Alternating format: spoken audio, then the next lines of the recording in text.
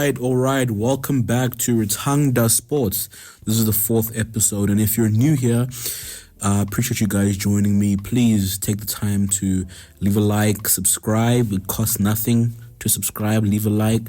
And if you can as well, please share this video. I will be very appreciative. And if you're listening on Apple Podcast or on Spotify, please follow the podcast. And if you can, leave a 5-star rating. But if you don't believe it's 5-star, be honest and put the rating that you believe. What a weekend it has been for rugby. Three main games happened this week. We had the Springboks versus Georgia. We had New Zealand versus France in a cagey game. And then we also had the British and Irish Lions kicking off their series with a 27-19 win to the British and Irish Lions. Excuse me. Going first, right into it, the Springboks versus Georgia game. What a game it was. It was filled with a lot of physicality, a lot of things to be thinking about going into the rugby championship regarding squad selection. And also we saw three debutants really put up their hand and ask some relevant questions to the coaching staff. Now, the game wasn't a perfect game despite the score, what it says. We saw quite a bit of errors regarding the line out. Still is not quite where we wanted to be. Us conceding a 25 meter line out from the second minute of the game. That wasn't too impressive, as well as just there not being much cohesion between the hooker and our jumpers. Now, that could just simply be to the fact that we are rotating the squad and you want to give guys good game time, but as you do that and you rotate the squad, you sacrifice a cohesion and an amount of rhythm that would otherwise be there with a more organized squad that has been playing together for a while. Rassie Erasmus, our coach, even came out saying after the game in an interview, saying that they want to be giving guys good game time, but they are also aware that is going to result in us not having that much rhythm. And you saw that the backline was misfiring a little bit in the beginning of the game, but was able to find a good rhythm towards the end of the game. The forwards had a really good game, in my opinion. I don't think there was a forward that played that really had a quiet game, except for Cobus Visa, but we'll get to the player ratings now. Going right into it, the player ratings, Boan, he was a really good addition to the loose head prop role. He was able to force many knock-ons from the props. He was able to get good scrum dominance really early on in the game, setting the tone for kind of the rest of the game in terms of how we dominated the scrum. Kind of led from the front. I think it's really good to see the depth growing in terms of that loose head position. As I mentioned last week, my concerns was that I don't know if we have enough depth in that position, but Boan, there's obviously certain things that need to be coached out of him and to get him to the speed of international test rugby, for example, line out in terms of binding and all sorts. But those are things that come and that things you can coach into someone and coach things out of them. But otherwise, he had a really great game, even scoring his first international try on debut after just 10 minutes. It wasn't a perfect scrumming display from him, but except for the one penalty he gave away, which didn't really have much impact on the game, he really scrummed well. And for the most part got the better of the Georgian side. Now, moving on to our hooker, Marnus from Merwe, another one who put up his hand in the front row, and another debutant. He was able to score a try on debut as well. He was really, really good in marshalling the mauls when we needed to from the back of the line out, scoring 2 tries, which was really, really good. I was really impressed by his ability to hit his line-out jumper. I don't think we gave away a single line-out. I don't think he lost us a single line-out while he was on the pitch, which for me was really, really impressive. He had a really great game. If not for Ruan Norkia, I'd give him probably close to being man of the match, but it was a great outing for him on his debut. Now moving on to our tight head, our number 3, Netheling Forshia had a pretty good game as well. I'd probably give him a 7.5 out of 10. He had a really, really good impact at the scrum time as well, also putting front foot dominance on the Georgian loose head. So really had a kind of faultless performance. Just unfortunately he wasn't able to score a try like the other 2 debutants, but otherwise Netheling Forshia is a really good addition to the tight head position. Now moving on to our locks, Ibn Etzebeth, who I give a 7 out of 10, and Ruan Norkia, who I give an 8.5 out of 10. I believe this is a good lock combination, which we'll see going into the Rugby Championship. Ibn Etzebeth kind of took some time to get into the game, but otherwise had some good charge downs. Defensively, he was imposing himself like an enforcer supposed to do, as a contrast to last week with Salman Murat. But anyhow, Ibn Etzebeth really put up his hand defensively. Had a really good game, carried well, made some good meters. Moving on to Ruan Norkia, who I said had an 8.5 out of 10 kind of game for me. My man of the match as well. Last week played really well. This week played really well. He was topping the Boks tackles in the sense of he had the most tackles throughout the game. Really showed a good sense of work rate and put up his hand completely. Now moving on to Sia. This is Sia's first game back into the squad after injury. I probably give Sia a 6.5 out of 10. Wasn't his best game, but considering that he came back from injury, it makes sense why it took him some time to get into the flow of the game. But I mean, otherwise, it really helped us at the breakdown. We have been missing some urgency in terms of clearing out and some urgency at the breakdown. And you could see that with Sia back into the squad and back into that role that he's been playing in the squad at the breakdown speed was a lot quicker than it has been over the last, I'd say, 2 test matches against Italy. Now moving on to 7, Pieter-Steph du Toit.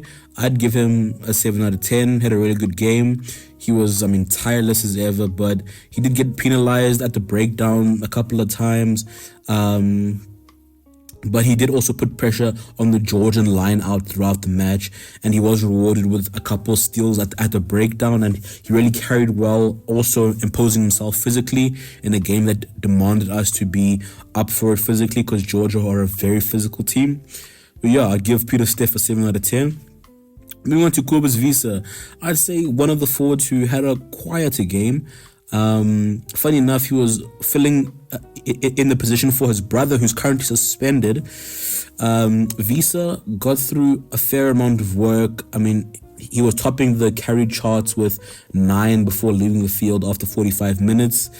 But he did look kind of out of the pace of the game. I don't know if 8 is his position to play. He's not traditionally an 8, but I guess this was a good game to test him there, so I can't really be too hard on him. But just above average performance really. Now moving on to our backline, Grant Williams. I give Granty here an 8 out of 10. He's the perfect 9 to exploit a tired team like Georgia. Towards the end of the game, when you could see that the Georgian forwards around the base of the rucks were not really putting in much effort, you saw him darting around the rucks more. You saw him pushing the pace, and he's one of the fastest players on the team. He can play both 9 and he can play wing if he really wants to. And for me, Grant is, I think we found our starting scrum half in Grant. I know people might argue Faf or Marnus van der Berg, but the pace that Grant brings from the base of the ruck and how he's able to push the pace of the game and his kicking prowess, for me, I don't think that Marnus van der Berg has the same amount of, number one, speed, and number two, ability to push the game like Grant does. And going into the Rugby Championship with tests against Australia, Argentina, and New Zealand, I think we'll need someone who will be able to play on a fast track like Grant can, and who's also really good on the boot. So I'll give a Grant an 8 out of 10. Moving on to our fly half, Sasha Feinberg and Gomezulu. Unfortunately, this was not a great game for Sasha. I probably give Sasha here a 5 out of 10. He was very inconsistent from the tee. Rassie came out in a post-match interview saying that before the game, there was a bit of a tweak in his hip, but I mean, as a professional and you're gonna step onto the field, the excuses kind of go away if you're putting yourself on the field. So, but otherwise, with ball in hand, he was able to kind of get the backline to function smoothly. In the beginning of the game, I'd say the backline struggled, but as it kind of grew, the connection between Grant and Sasha, and then from there, Sasha into the rest of the backline kind of became more smooth. But I don't think that this is a game to really judge Sasha too hardly on.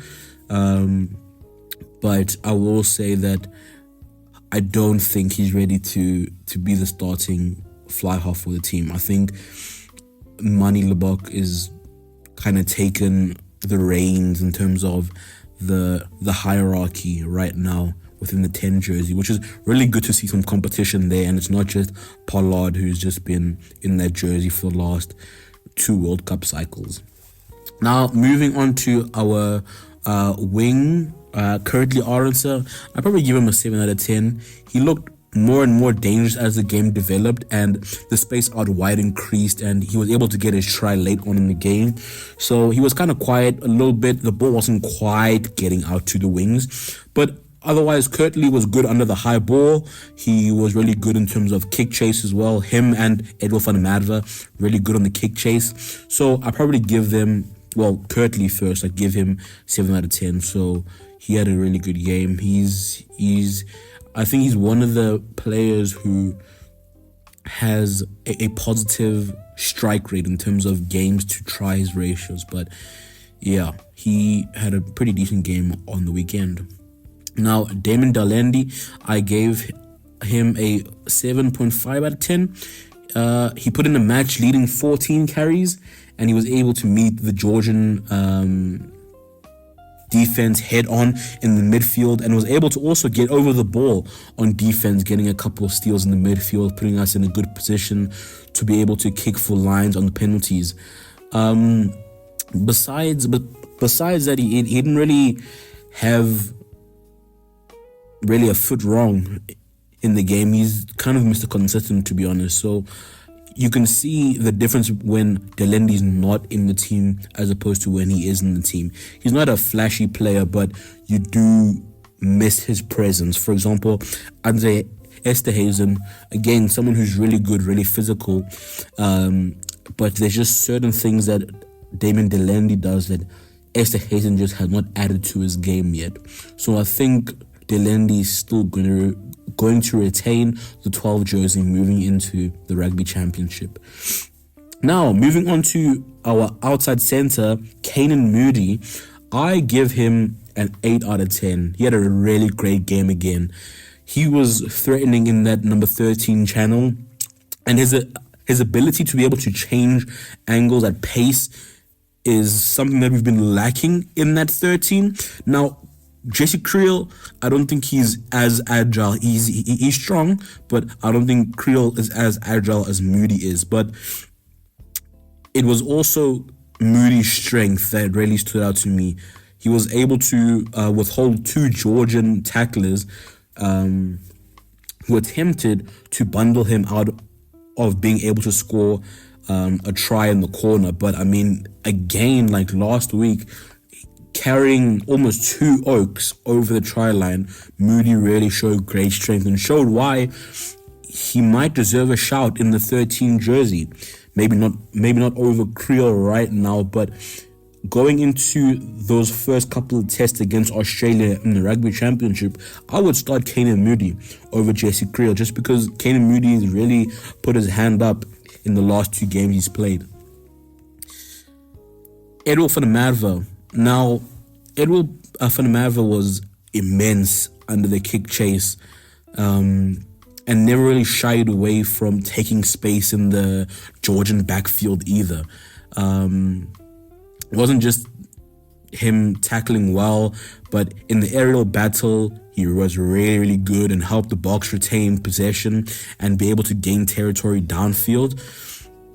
Now, going forward, we didn't really see a huge amount of the ball go to him. As I said previously, the balls didn't really go into the 11 and 14 channels, but he was able to bag 2 tries, one in the corner and the other one tracking a chip from Favre Clark, which was really sweet off the boot. Also came close to a hat-trick. So this is 5 tries in 3 matches for Edwin van der Merwe. That's a conversion rate that you just don't see these days in elite test rugby. So he's also putting up his hand saying, Rassie, coaching staff, why not me to start against Australia or New Zealand?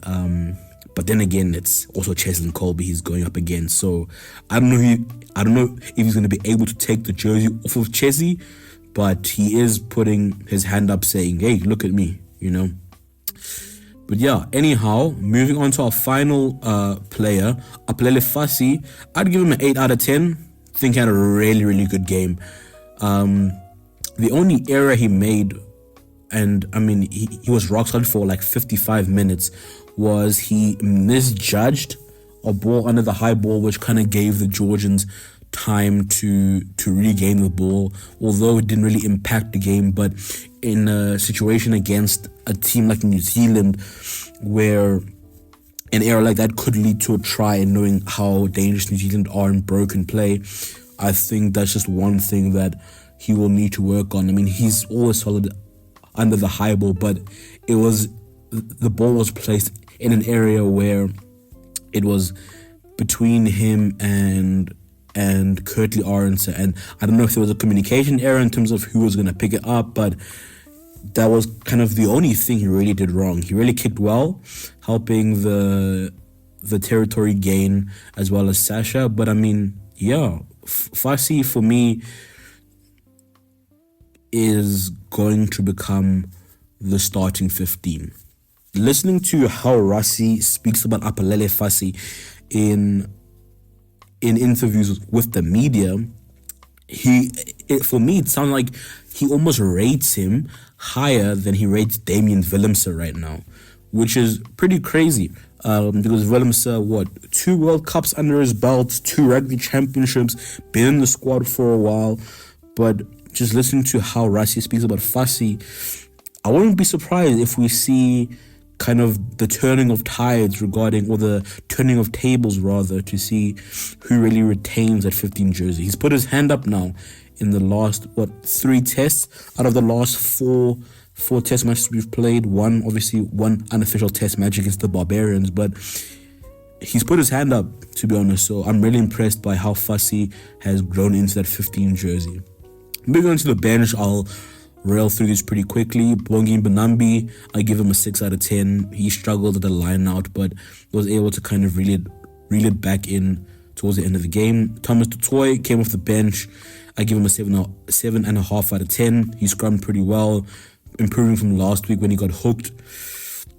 Vincent Koch, I give a 5.5 out of 10, just above average. Scrummed decently, didn't really do much, gave away a penalty unfortunately. RG Snyman, for me, is one of the best players off of the bench in world rugby.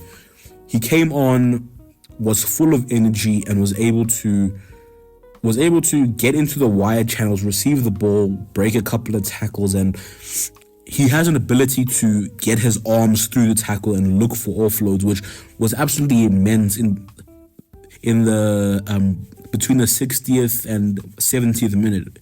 He just came on and was able to impose himself like that. Van der Klerk had a actually pretty good game, considering he was only on the field for a short amount of time before he had to go off again. But he came on, pushed the pace from where Grant left off. He put in a great chip to put Edel van der Merwe in for a try. His kicking was really good as well from the base. So Faf, I think seeing the likes of Moni van der Berg and Grant really putting their hands up, I think it's going to put Faf under some pressure to kind of get back to that giant slayer Faf, the infamous Faf that we all know and love. Then going on to Handré Pollard, came on, was able to say all things, convert off of the tries, did well in the 10, kicked pretty decently, so I'll give him a 7 out of 10. Then Willemse didn't really do much, scored a try, but otherwise he didn't really have the time or the space to do much, so I give him a 6 out of 10. That's the full 23 for that match day. And I think this is the last game where we'll see the tinkering of the squad. I think now we've found, or the coaching staff rather have found who they want to be starting going into that first game against Australia in the Rugby Championship on the 17th of August. Now, I will be making a squad prediction and who I believe should be playing in that game, or the players I believe should be in the 32-man squad, the traveling squad. It's either 32 or it's 35, I can't remember, or it's 40 maybe, but the squad going to be playing in the Rugby Championship. I will be making a video on that coming out soon. Now, swiftly moving on to the New Zealand versus France game. This was a very, very cagey game. The All Blacks were able to complete a 3-0 sweep over the French side, but it was a very gritty 29-19 win in Hamilton. It wasn't a pretty win at all. At times it looked like the French might have been able to crack through, but due to there being, I think, a lack of experience, some lapses of judgment, New Zealand were able to hold off enough and kind of take the key moments by the reins.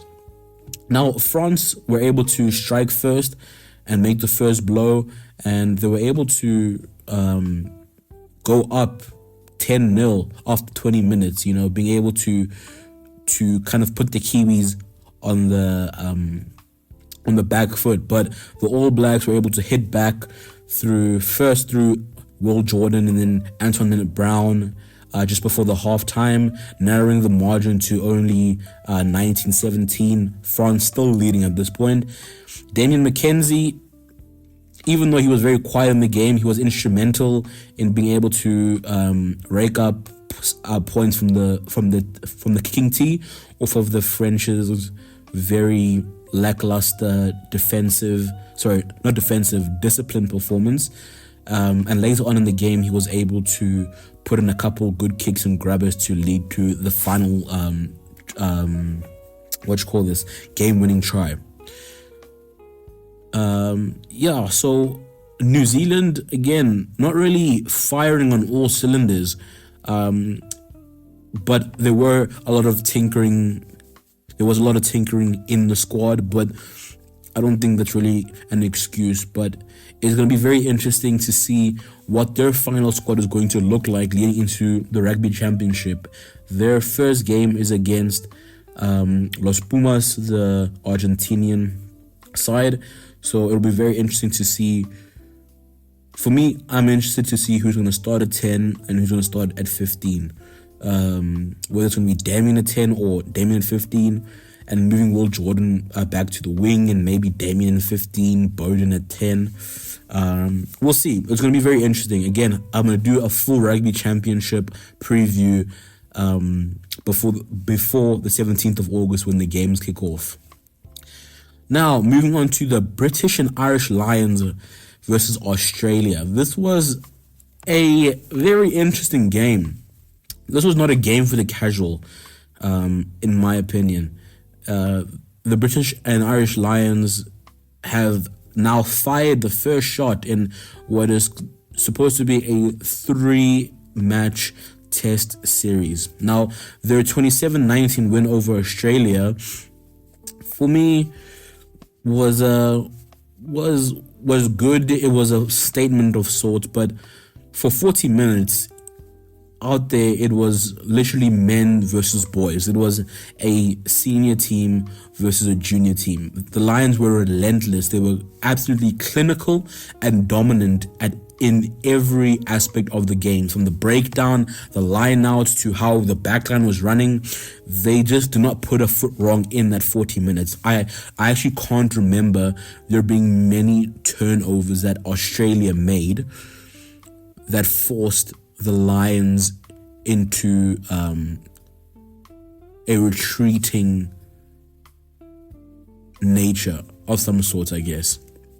But anyhow, by halftime, the scoreboard was 17-5 to the British and Irish Lions, and just over a minute into the second half, things got worse. It became 24-5 to the Lions, and at that point, it was looking dismal for the Wallabies, and it looked like they were going to continue to crumble. Notable players like Tom Curry was absolutely everywhere. He was able to score a try. He was the leading tackler on the day, and he was also just a consistent menace at the breakdown. Players like Tide Burn as well joined in the trenches, getting down there, as well as players like Dan Sheehan and Ellis Genge were able to batter the Aussies front row into just absolute submission. Also, players like Finn Russell. Finn Russell was an absolute puppet master. Finn Russell for me is such a special number 10. It's a pity he plays for a team like Scotland. But yeah, the 3 Lions tries were scored by Tom Curry, by Dan Sheehan, and by, is it Simeon Tuipulotu? I feel like I'm butchering that name now. But yeah, it was just a flat out domination from the Lions. But to give the Wallabies credit, they didn't necessarily fold. Going into the final quarter of the game, the Wallabies were able to kind of take control of the game. Tries from Carlo Tizzano and Tate McDermott. They were able to kind of inject a level of hope into the squad. So right now, ending the game, I think the Lions will be disappointed in terms of how their defense failed them towards the end of the game. And right now, the momentum is with the Aussies. So heading to Melbourne next week, it's going to be very interesting to see what the Aussies are going to be need to do differently. So it's going to be very interesting to see how they're going to answer the questions that they were asked this week, and they need to find those questions very, very fast. Now, swiftly moving on to the combined 15 of the week, the 15 best players, in my opinion, that played over the weekend. Now, starting at number 1, I think Boan scoring a try on debut. Scrummaging performance was amazing. How he carried the ball was great. Boan for me is going to be the prop that takes the number 1 jersey this week.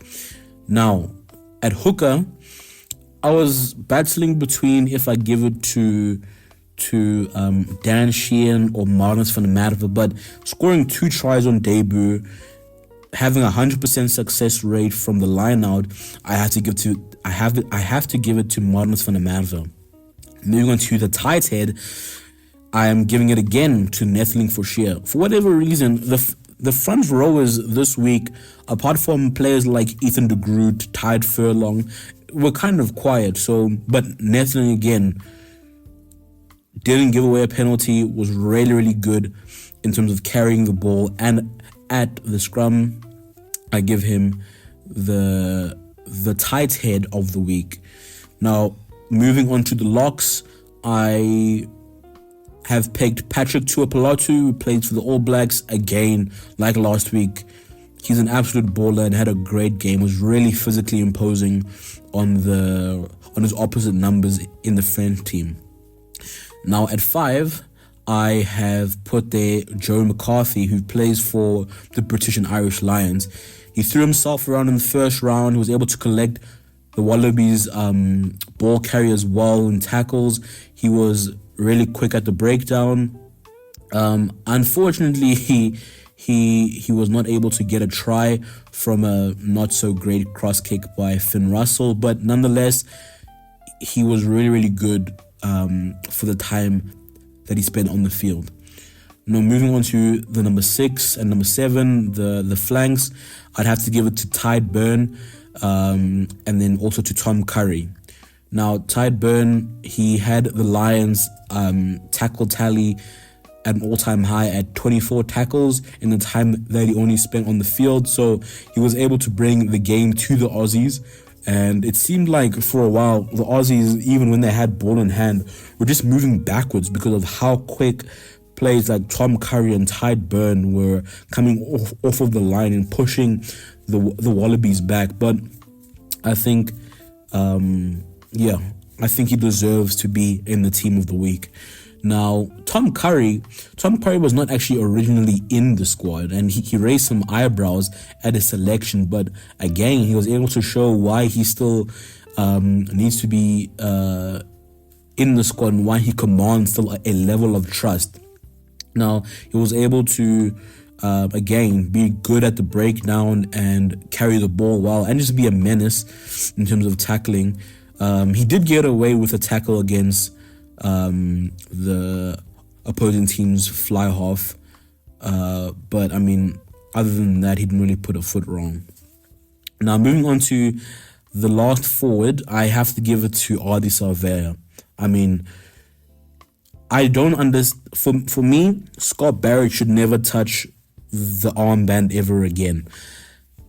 I challenge someone to find a game where when RDS is the captain, he has a bad game. Please, I'm asking you so nicely. I dare anyone to go and find a game where RDS is the captain and he doesn't play well. He had a great game. I mean, being able to turn over the ball when the French team were pressing the New Zealand team at one point, where it was just phase after phase after phase, where the New Zealand team was just getting pushed further and further back up the field. But in RDS fashion, just being able to get to the breakdown, jackal well, and then get over the ball and just steal the ball, it was phenomenal. RDS for me, he goes down as the best 8th man in history, and you can argue with The Rock, honestly, but he goes down as the best 8th man in history. Moving on to the back line, I have Grant Williams. I think I've said enough about Grant to warrant him having a spot in this team of the week. Now, moving on to 10, I was debating between Finn Russell or Antoine Hastoy from France, but if I'm being honest, I have to give it to Antoine Hastoy, the French fly half. He stepped into the playmaking role this week. He really looked very sure of himself. He managed the game well. Unfortunately, they didn't win, but he was able to command that back line. He even started a drop goal, and he looked really, really threatening with ball in hand, and his territory kicking was really, really solid. I was very, very impressed, actually. I think going forward, we might see a change in the 10 jersey for France. Now, moving on to the wing, I have to give it to Severis. Severis, I mean, he had energy galore. He was able to create plays, and being in Wellington, his hometown, he was able to offer really good chasing over the kick and working hard in the tight areas and getting back on defense. He just really, really grafted. and very, very happy to see Severies getting back into good form leading into the Rugby Championship. Now, going into the rest of the back line, at 12, I have Damien Darlendi, Mr. Consistent. At 13, I have Kane Moody. At 14, I have Edolf van Madver. And at 15, I have Apalele Fassi. You can argue with The Rock. You may say I'm biased because I've picked 4 South African backline players there. But please, in the comment section below, if you think I've got that wrong, please let me know of a 12, 13, 14, or a 15 that were better than ours on the weekend. But yeah, this is going to be a very interesting time now in rugby. There is a break before the Rugby Championship commences. The only rugby coming up now is going to be the British and Irish Lions tour, which I will continue to cover on. But yeah, as I previously mentioned, there is going to be some content around the Rugby Championship coming out soon. And as well, for the football fans, I will be doing a Premier League table prediction coming out soon, looking at what transfers have teams made and how they're going to impact the game. And then I will then give my prediction of where I think each team is going to finish at the end of the season. Now, folks, you've heard me speak now. You've heard me give my views on the weekend, but I want to hear from you. Do you think that Sasha Feinberg and Ngomezulu is good enough to be in the 10 jersey? Do you think he still needs some maturing to do? Do you think that he still needs some development, a bit of churning? Let me know. Do you think that I've been fair regarding my combined 15 of the week, or do you think that I've been absolutely off of the mark? Let me know down in the comment section below. And until next time, this has been another episode of Ritang Does Sports.